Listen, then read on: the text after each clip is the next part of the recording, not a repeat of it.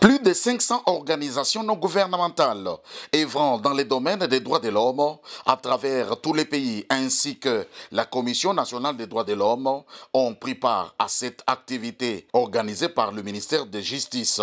Dans son allocution, le vice-ministre de la Justice et contentieux international, Maître Samuel Mbemba Kabouya, a mis en lumière l'enjeu majeur de cet atelier.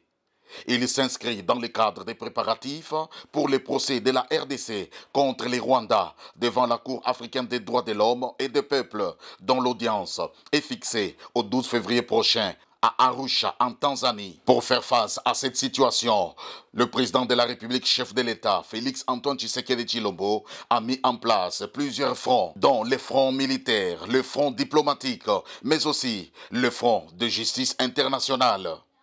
La population, les ONG de droits de l'homme avons maintenant la certitude que le Rwanda ne se cache plus.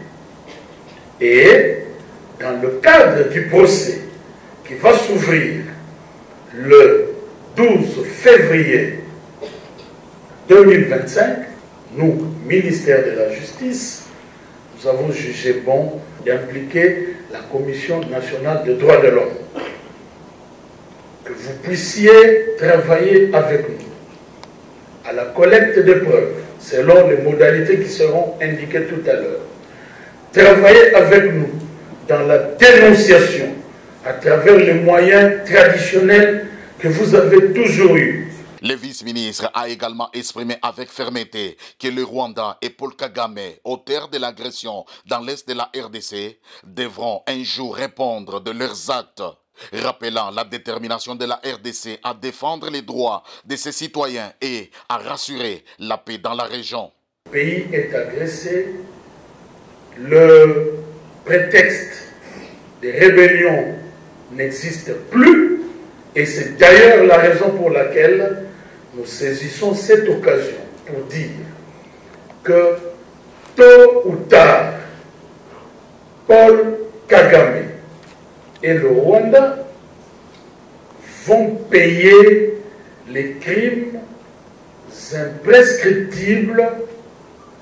qui sont commis en République démocratique du Congo.